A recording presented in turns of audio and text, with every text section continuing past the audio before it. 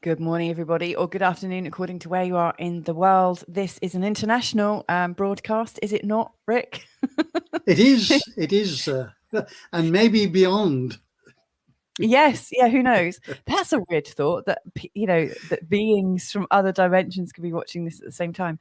So whichever dimension, veil, or whatever planetary system, galactic system you're watching from, can we wish you a happy good morning and good afternoon. I'm Louisa Tannemunson from Feel Good Astrology. I'm joined here by my beautiful compadre, Rick Pursell, who's streaming live from Bali right now.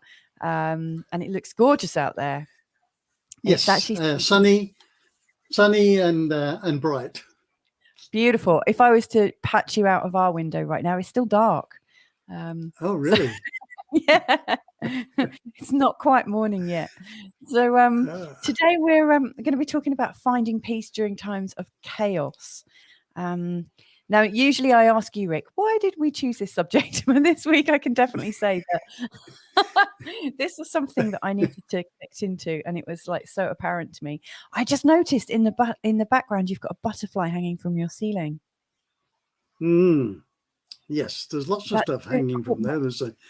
There's yeah, a dream catcher, and there's some sacred geometry, and yeah. lots of little bits and pieces. I don't normally have a look at your room whilst we're chatting, but it just caught my eye Hmm. because we're going to be playing a wonderful video clip in a minute. And there's something to do with caterpillars and butterflies in it and transformation. So I suspect today's sort of informal chat between us is very much going to be about, the transformation that we're going through. Would I be correct in saying that? Indeed, and because really that is the major topic that's happening globally, Yeah. um, is the transformation or the great awakening, whatever label we want to put on it, the becoming more conscious, becoming more aware, Yeah. moving from one era into another. All of these are really describing one thing, and that is the path to more consciousness. So butterflies and caterpillars Wow. belong in that realm. I do feel like my insides are dissolving right now. Anyway, should we have a look at your beautiful video? Let's Yeah, like yeah. oh, Let's just sow the seed, okay, go or on. set the scene for here, Hmm. because I always look at the micro situation Yeah. and always look at the bigger picture. In fact, I have an eagle in my office, not Do not you? a real one, Yeah, that would but be a bit this one sits wow. in my. It's got a little bit of adornment around it, but Just it springed sits up. in my office, and it's a reminder of my animal spirit, which is an eagle. And the Wow. eagle, of course, has great eyesight, very sharp eyesight, and has extraordinary ability to see things from the bigger picture. That's the that's Mm, the metaphor of the holding the eagle. Is the eagle can soar high on a thermal, yeah, virtually effortlessly, and see the bigger picture. So yeah, I look at what's happening in my life, in the lives of those close to me and around me. I look at conversations that we have and yeah, many others, and then I look out at the bigger picture and see there is a duplication.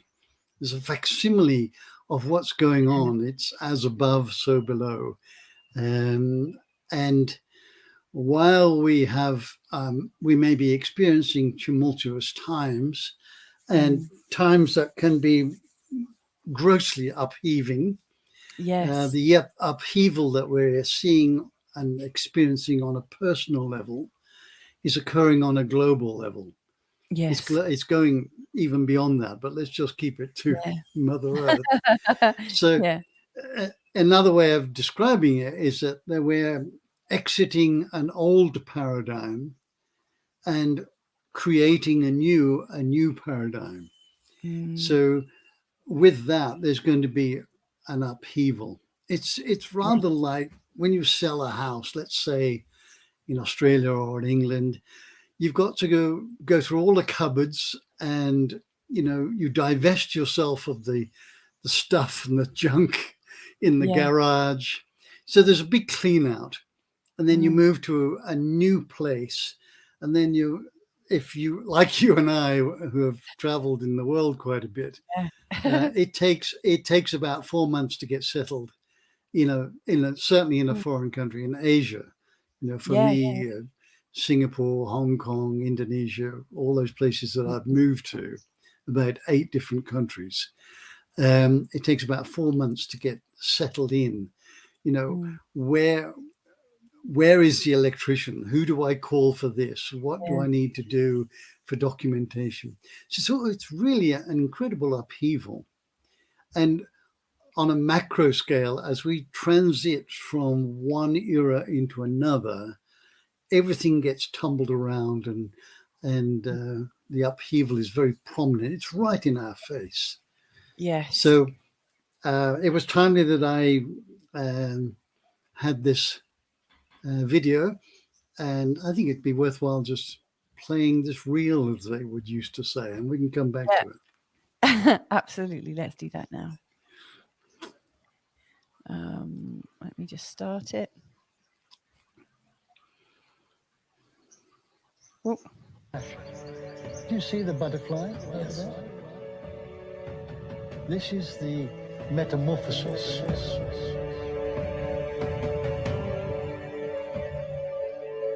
We create our reality through our thoughts. And the heart's never broken. Where's the money? Consumerism, materialism, comfort, distractions. The more money I have, the more I can give away. Love, exactly. Add more quality to your life and forget the quantity. But it's important to remove ourselves from the distractions and know when we are being distracted. We know.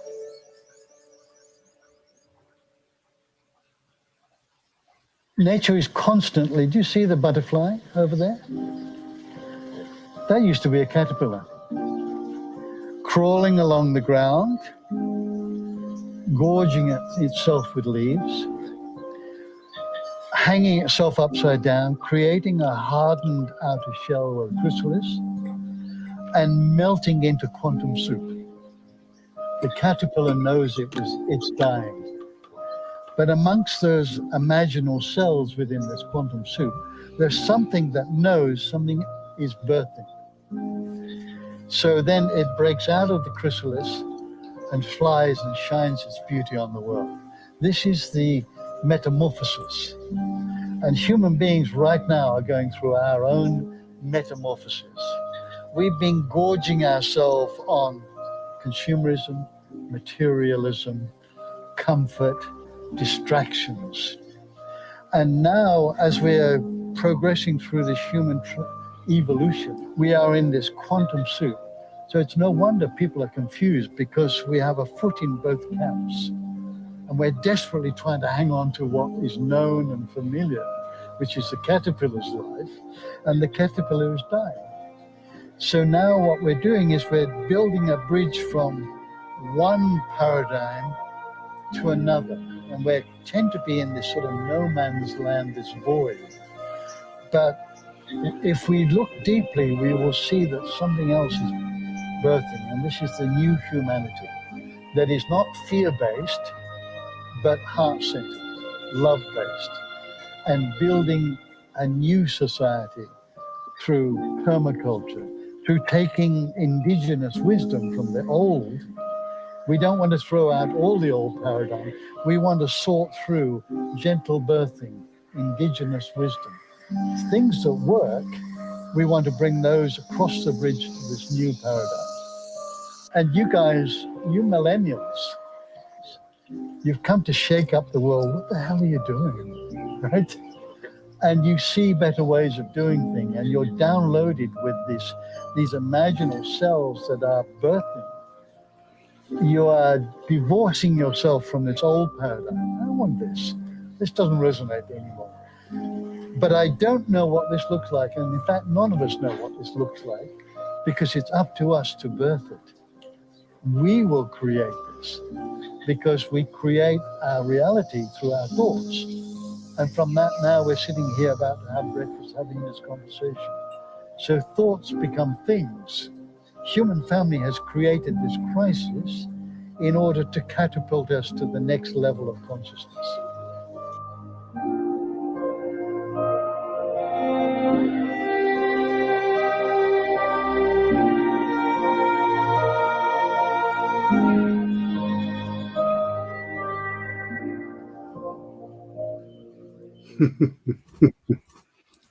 To be I don't continued. swear. I express my passion. Right, You let's see the just, butterfly over there? okay. Yeah.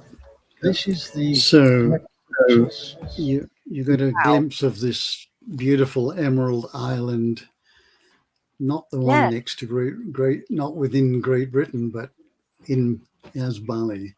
A taste of what it looks like. Yeah. Absolutely adored seeing Bali then. That was just gorgeous seeing. Really gorgeous. I'm just going to put this up so if people want to, look at your words of wisdom, they can do. Thank you. Thank you. It's worth listening to again, isn't it? In fact, let me just put it in a banner because it'll look even better.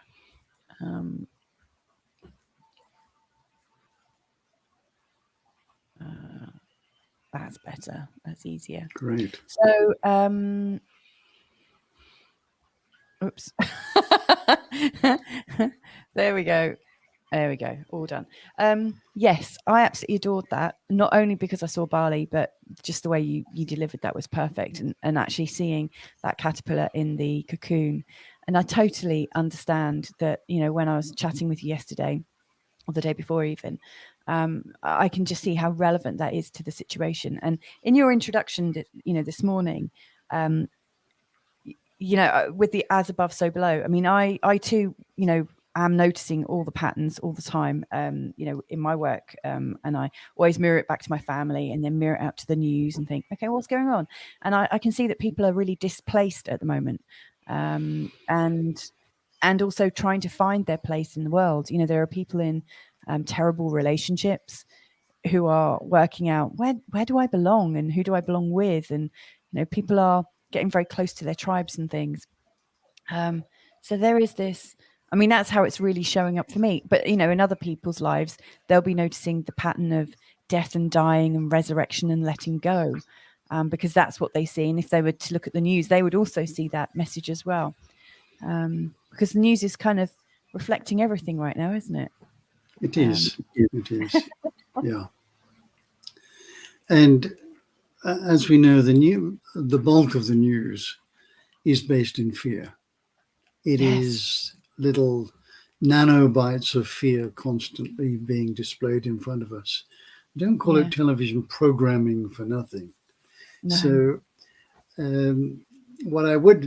if we want to find peace within ourselves, then I would strongly recommend turning off the television.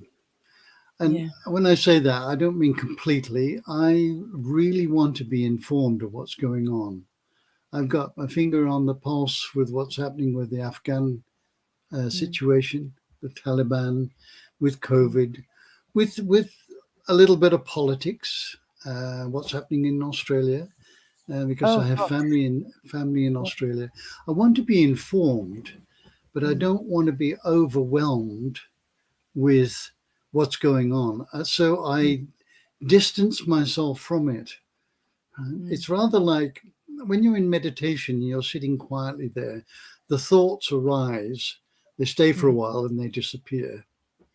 And where our attention should be is not diving into that thought, oh, what's that about? And that person did this or that. But we become the silent witness. So we are watching our thoughts. Oh, there's a thought.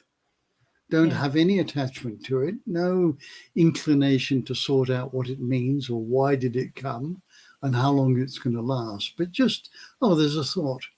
And knowing that, that will pass and it will be followed by another one that arises and and goes past. So the process of meditation, we won't quieten the mind because our mind is not our mind. It's the collective mind of the human family.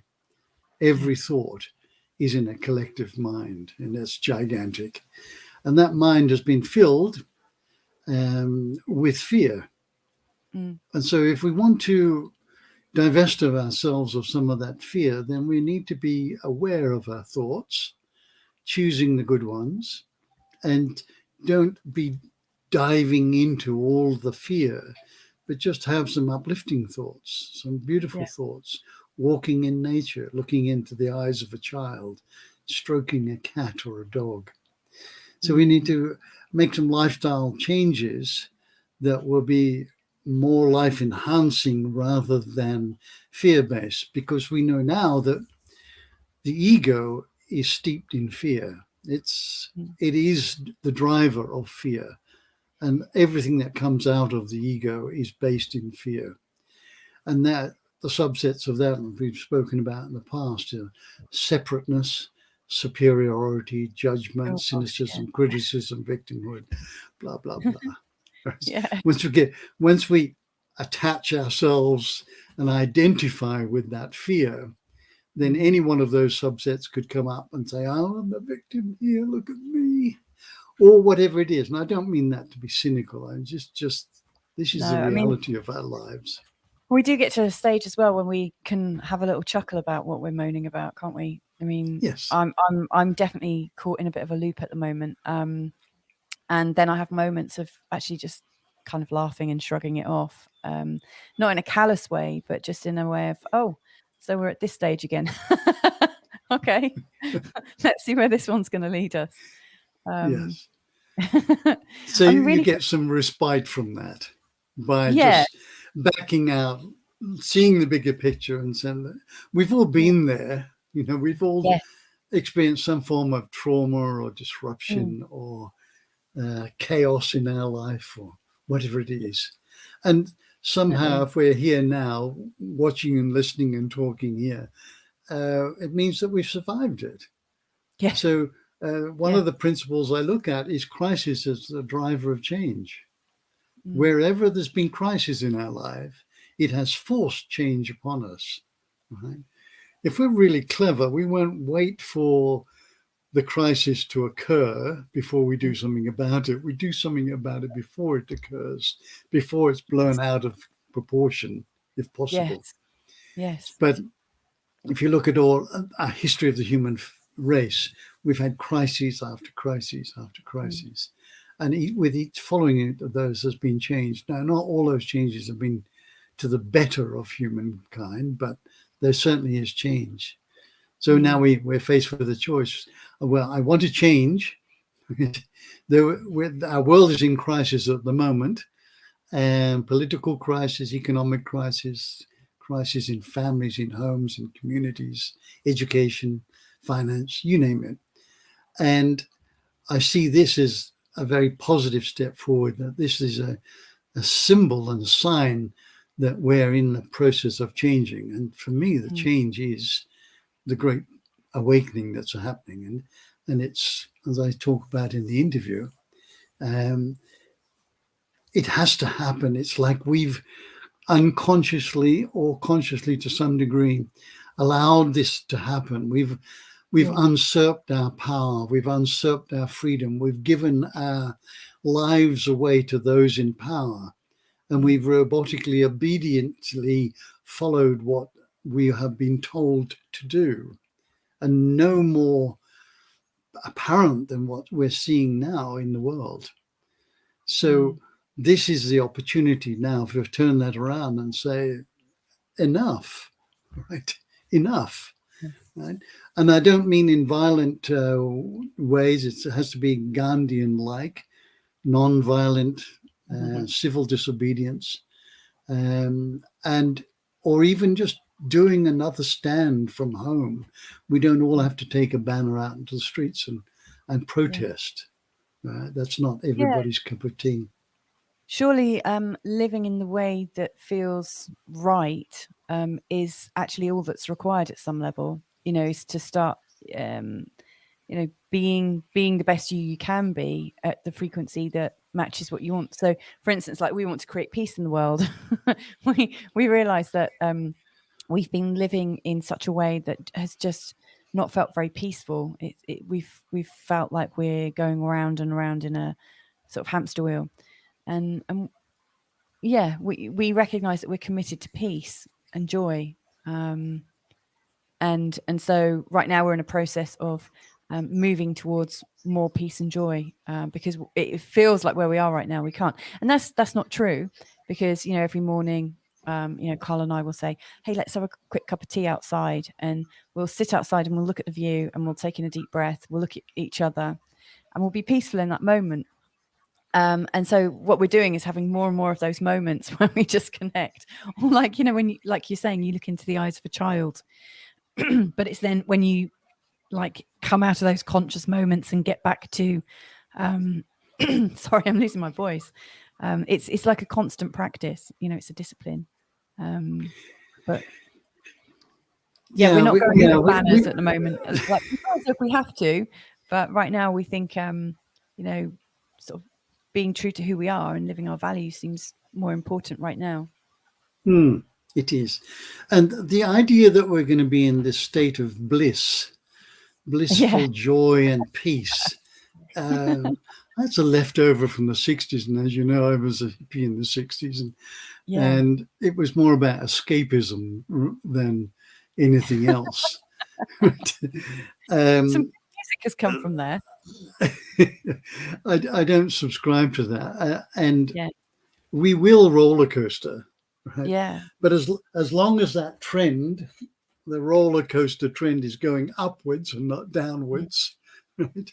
Then we're making some progress. Going up and down, up and down, up and down, up and down, but in an upward trajectory. In an upward trajectory. Yeah. That's the mean average, is that we're making progress. If it's going flat, we're actually not making any progress. If it's going down, we're going downhill and uphill for the other. So that as an analogy. So the idea that I'm just going to sit and meditate and be in this beautiful state, it's I won't say it's unworthy, but it's unrealistic, especially as we live in the world. Yes. We do live in the world. And I had a beautiful Tibetan Buddhist monk who had been removed himself from life. He lived in London. His dad was a chef. And ironically, he had two friends that he used to go to where his dad worked, and that was Buckingham Palace. And his friends were Elizabeth and Margaret. And he saw opulence. He saw absolute, almost what he called obscene opulence, knowing that a lot of people were suffering. And he became a Tibetan Buddhist monk and spent 2 years in a cave in the Himalaya.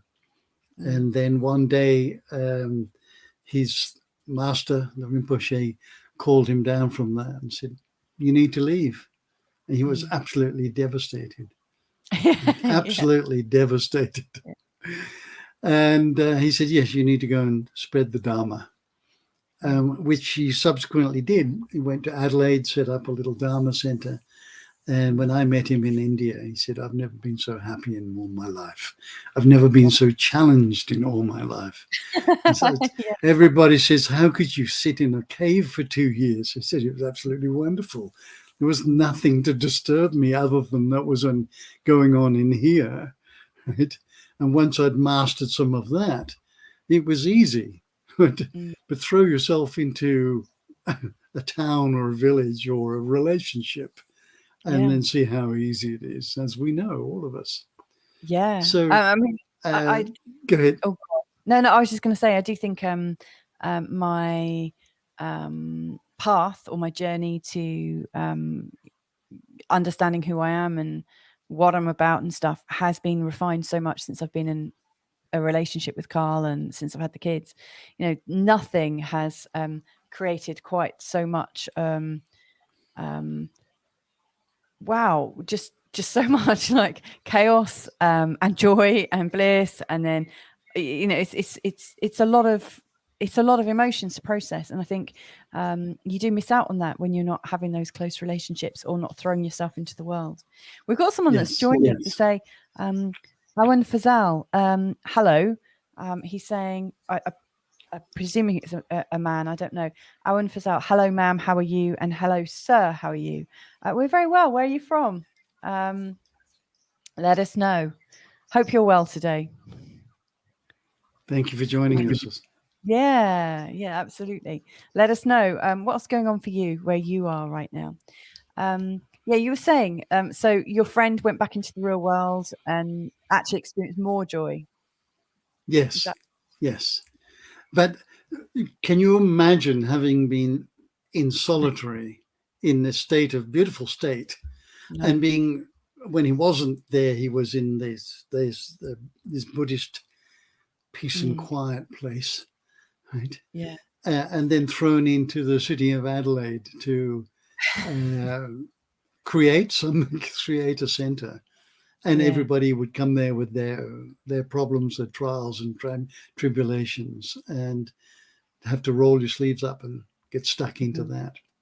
So the metaphor is that the caterpillar is dying, and it doesn't know what its destiny is, just that the life that it had was very known and very predictable, and very yummy, I imagine, because when I see them eating my lettuces in the organic garden, I love my cabbages. They've got some good quality food to nibble on, right? And then stuck into this confined, constricted area of the chrysalis, knowing it's dying, dissolving into quantum soup. So we, the human family, are somewhere between being in the caterpillar, being caught up in consumerism, being caught up in materialism, being caught up in fear.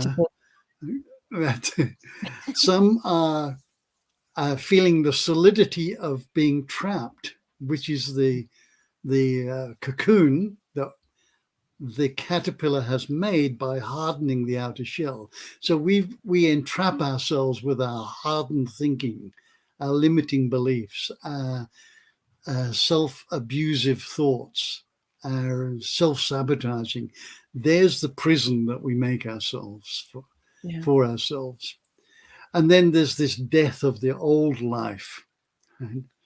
But so there's some people going through that process. And then there's the quantum soup, where the old is no longer available and the new hasn't shown its face yet.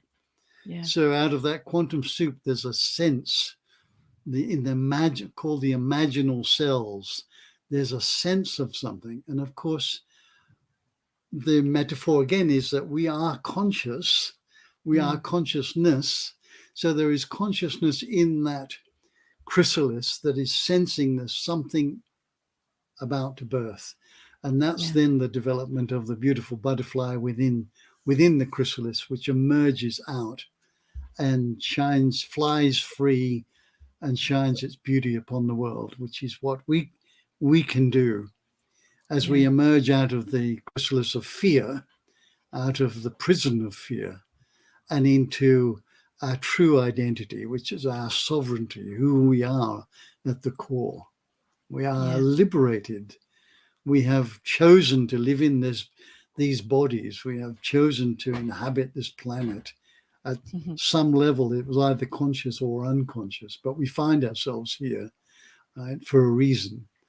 And we can liberate ourselves from all of the trappings of that, and yet still enjoy that beautiful sunset, that smile, that kiss of breath on our cheek in the morning, and the birds singing. If we can look for the beauty in life, we will find it. We'll find it in anything. So definitely. We are going through the human metamorphosis, and classically nature has shown us how to do this. So what is the key element in our process? And it is that we must we must have an idea that something better is unfolding. It does for the caterpillar, if it's allowed to go through that process, right? And that we must have hope, and we must be able to get some glimpse of what a future could be, instead of always being caught up in the fear and keeping ourselves stuck in the prison of fear. Yeah. Well, it's funny because our gorgeous conversation that we had last week about values, what are our values, I think has really helped me get clear about the sense of something like that glimmer of consciousness, that thing that we know exists and that we might be actually moving towards, like focusing on my values from last week, which was definitely freedom was high up there, and truth, and just having the sovereignty to make my own decisions. That just feels absolutely critical to who I am right now. That can help us actually into our transformation, or guide us, or reassure us that when we are in those transformations, that's kind of the glimmer of what's coming. I feel like I'm melting into the quantum soup at the moment. And I have done that on quite a few occasions, some slightly more melty than others. But well, we've got but Matea. you also know. Sorry, I just ahead. wanted a quick shout out to Matea Molina, who's joining us from Vienna. Thank you so much, Matea. And so Awan and Matea, let us know, are you melting into quantum soup right now? How are you experiencing chaotic times, and what's your way through? I suspect I might know what Matea might share, actually. I'm going to write it down, so when it comes through, I will hold it up. Go on, you're about to say something, Rick. Yeah. Always look for that glimmer of hope. You've had 3 babies, and many of our viewers have had children. Yeah. The other metaphor is becoming pregnant, and birthing is not always easy, and yet what arrives afterwards is the most exquisite, beautiful experience of a child. Yeah. So all of our greatest challenges, we've had to put effort and energy, and there's been pain and discomfort. We have, in order to pioneer new ground. Sir Edmund Hillary and Sherpa Tenzing, the first guys to conquer Mount Everest, nobody had done it before. So we need to step out of our comfort zone and be open and willing to explore and experience something different. Because, as Einstein says, the definition of insanity is doing the same thing over and over again, hoping to get a different result. So if in our lives we're doing the same thing, we're doing the same irrational behavior, we've got the same pattern, the same job, the same relationship, and it's not working, then clearly it's time to step into our courage and bravery and step out of that and do something different. Yes, absolutely. I was having a conversation with Jeff Granville yesterday. I don't know if you've seen any of the interviews I've done with him, but he's the guy who saved his son's life through consciousness. Like his son needed a life-saving, I think, exploratory procedure, and it was too dangerous to put him out, like to use anesthetic on his son. And all of a sudden, Jeff had the sort of presence of mind to lead him into a very deep and strong meditation that took his son out of it, so they could actually do this procedure. And now he works coaching and counseling and listening to people and helping them with their breath and consciousness, etc., so that they can undergo these pretty big things. But yesterday we were talking about, oh, what was that? Okay. So the dog has an aversion to loud noises. And we just I'm not had surprised. one. Yeah. But yesterday we were talking about his stir technique, which is a somatic trauma imprint release, and how we're consciously clearing all of our traumas. I'm guessing in the fascia of our skin all over. And at some level, it's going on a spiritual level, a sort of etheric level, a cellular level. And then in the lives around us, all of our choices and all of our triggers just seem to materialize around us all the time.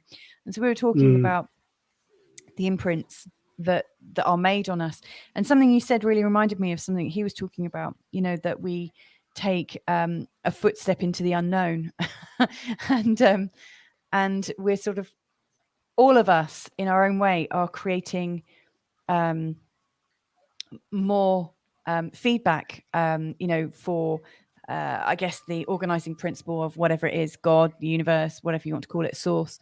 We are knowing ourselves more and more through our experiences, but we cannot go into these experiences on our own.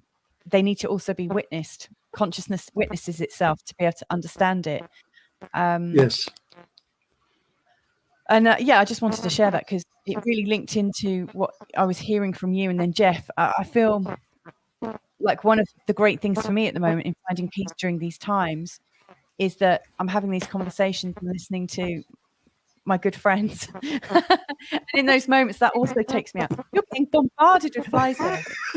just one very friendly one. I saw one on your shoulder and one on your head. The shoulder one's good. The one on my head, it thinks it's a landing strip. Yeah. Just think about that.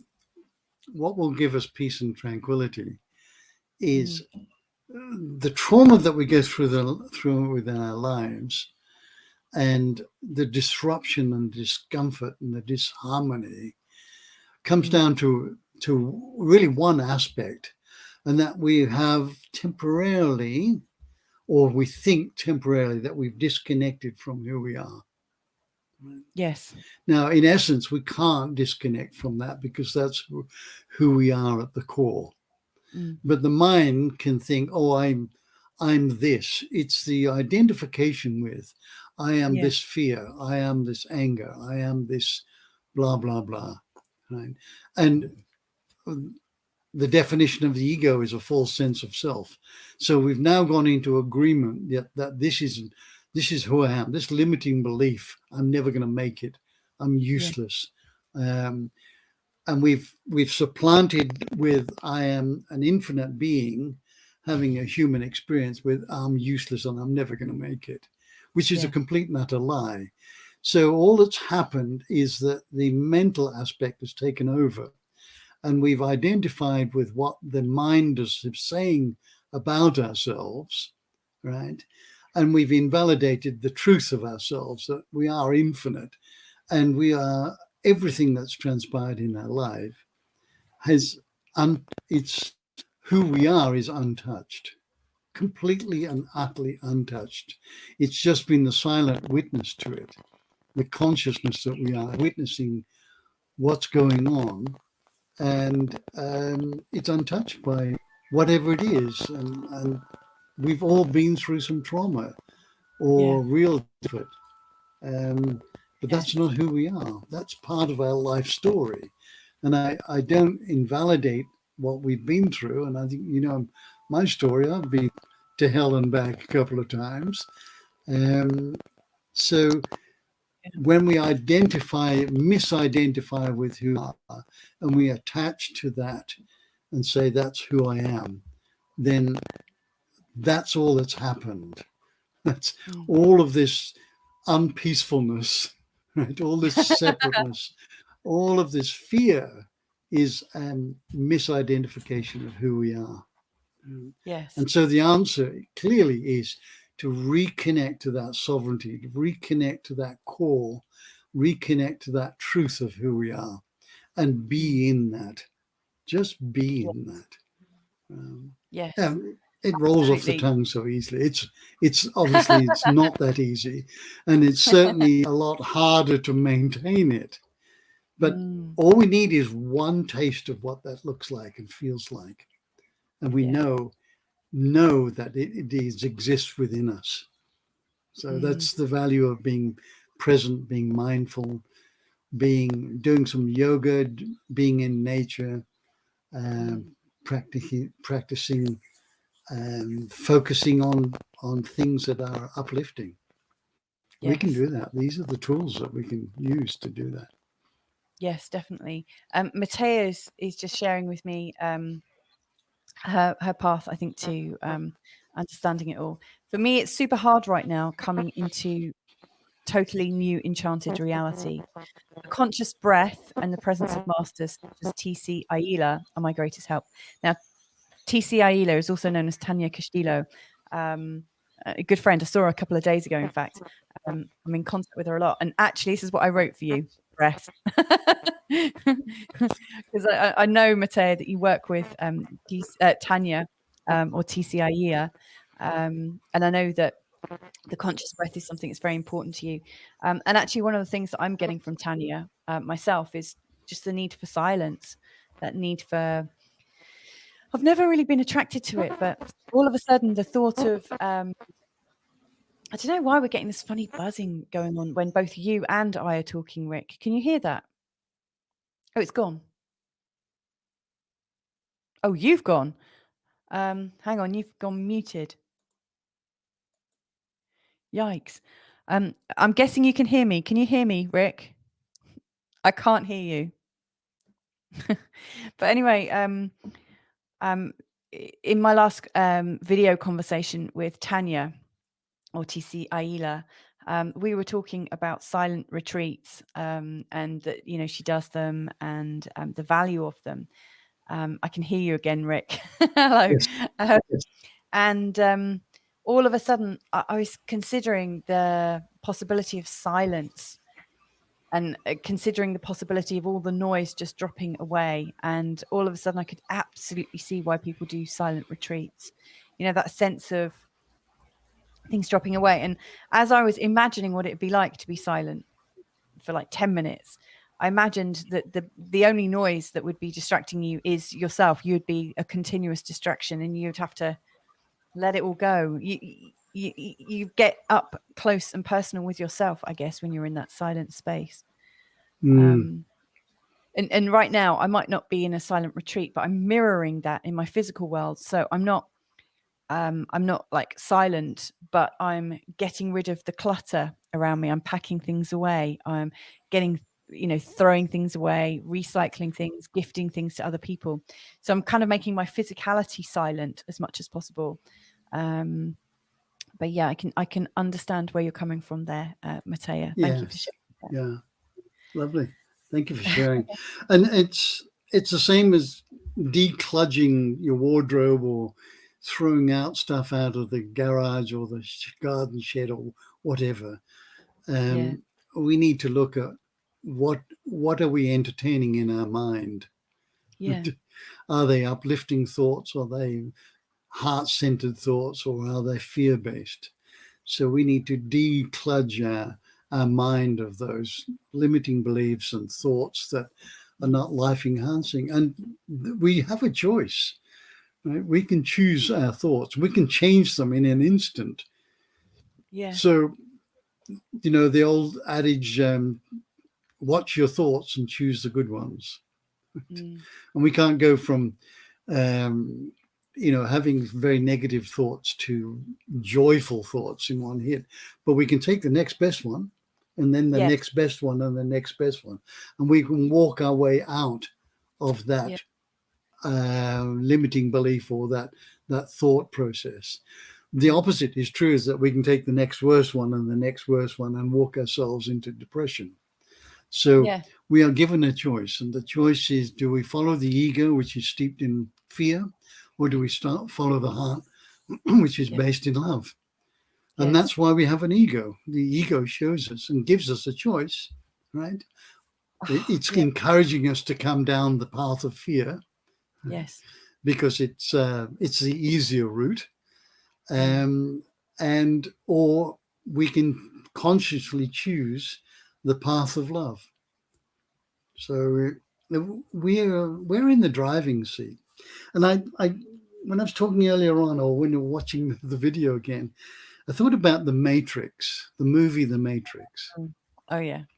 and the red pill and the blue pill, right? Mm. Love and fear, right? Mm.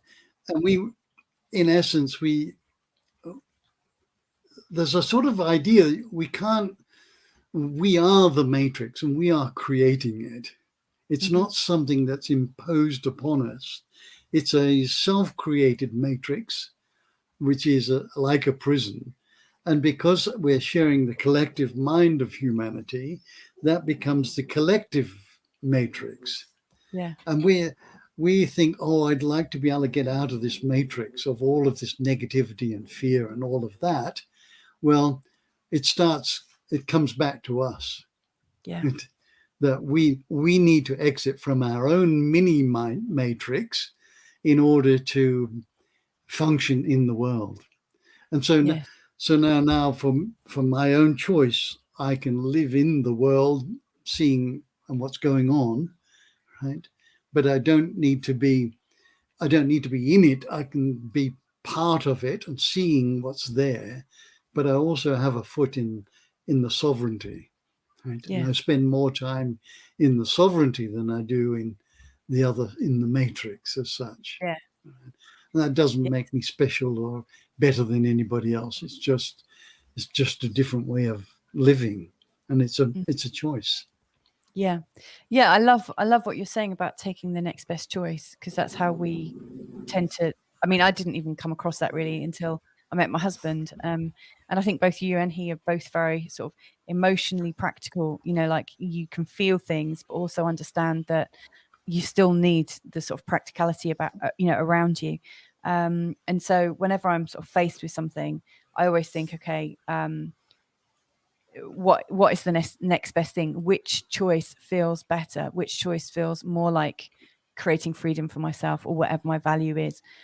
Sometimes the choices we face don't appear to be that great. You might be choosing between, I don't know, the two things that feel like death, but you want to choose the one that feels like the slightly nicer death, or the one that might release you quickest. And then if you are keep consciously, like you say, choosing the next best thing, or the thing that feels really in alignment with who you are, it helps to bring you out. I do very easy. Yeah, When I it, look at it like that. Of course, when you're in the middle of your trauma, sometimes you don't even see the choices ahead of you. But it's not easy, but you're absolutely correct. When we test, how does this choice I've made, this decision I've made, this action I'm taking, how does it feel? mm, If the ego has dictated the choice and the action, it's not going to feel as right or as good as if it's come from the heart. yeah, So this is, once again, it's the hero's journey. Let's be guided by the heart to make our yeah, choices and decisions. And yes, there'll be challenges. And yes, the ego will fear it's losing control. So it will mm, try and grasp back at, put you back into a place of fear. But it's, again, it's a choice, and it's not going to necessarily feel comfortable. But how does it feel? How does that choice I've made, how does it feel? mm, How did it feel at the time? Because buyer's remorse is having, doubts about what we've just done. And so that's the ego that speaks. We make a heart-centered choice to do something with our life, to make a change that's more life enhancing. And then the ego throws in, yes, but what if, mm. or whatever it chatters about. Right? So we have to come back and rehabilitate and constantly keep, how did I feel at the time? Good. Okay, let's keep with that feeling. Does it still feel right if I truly feel it? Yes, it does. Yeah, Good. I know I'm on the right path. Yes. Yes, I love that. And what advice would you give to people who are in the middle of their trauma, who are feeling it? Because I think the other thing that I'm always noticing is like to have faith and to kind of hold my line, or to just know that this too shall pass. But like, I don't know. I mean, like when it's all collapsing around us, what words of wisdom could you share? Mm. The greatest tool that I've ever used for myself and sharing with others is to sit down and it's the last thing you want to do, but sit down and write down what you're grateful for in your life and what you appreciate about your life. And you can turn that negativity, you're replacing the negativity, because what you're doing, one of the values of the heart is appreciation and gratitude and appreciation. So when you address this, what am I grateful for? I can't think of anything right now. It's horrible. Well, hang on. I've got a roof over my head and I've got food in my belly. Good. There's a lot of people that don't have that. Right? Yeah. And just go through the list. If you can be very honest with yourself and start writing, within about 10 or 15 seconds, you'll start feeling something lift, because you've moved out of this ego headspace into your heart. And one of the values and virtues of the heart is gratitude and appreciation. So that's probably the easiest way to just change the mindset and get yourself feeling just a little bit more alive. Right? And then the ego will resist. What a waste of time this is. I don't want to do this. Right? Because it wants you wallowing in self-pity and victimhood and look at me and judgment and cynicism. That's the nature of the ego. So we are not stifling that. We're not trying to get rid of it. We're going beyond it. What's the thought beyond that will make me feel more alive and more connected to who I really am? Because all I've done is temporarily, I believe, it hasn't happened, but I believe I've disconnected from the core of who I am. And the core of who you are is love. Love and consciousness are synonymous. So by expressing your love for what you do have and your love for yourself, now you're telling yourself a truth, a truism, and you're reconnecting to that core. I love your clarity there, Rick. Because I realized, that my advice to myself, which is this too shall pass and just hold the line, that doesn't really reconnect you. That keeps you actually in, like, if I sit in the energy of hold the line, or sit in the energy of this too shall pass, there's a staticness about it, because it doesn't change your now. You're kind of just all tense. Like when I think about those thoughts, I'm really tense. But then when I put myself in the position of feeling gratitude about something, even if it seems like a very simplistic thing to do, the moment I think of what I'm grateful for, I've got so many things. And once you like name one, then it snowballs into another and into another and into another. And I felt myself, you were right. Just by imagining doing that, I felt myself lift. Yes. Yeah. I mean, So you're go ahead. I was going to say something else I notice when I've had trauma before, is we often identify the trauma and we talk about it as if it's outside of ourselves.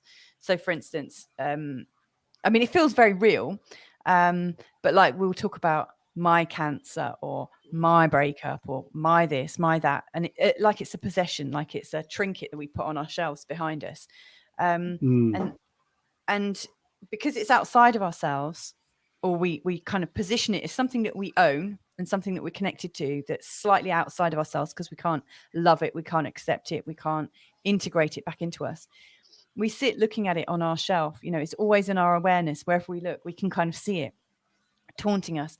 And so sometimes when I think of something that I might say, my breakup or my this or my that, I'll sit with the energy of it. And and just notice that actually, if I bring that thing into myself, the thought of it, does it kill me? No. Does it hurt me? It might trigger some hurt, but I kind of like bring the energy of the disappointment or wherever it is into myself and examine whether it really does destroy me.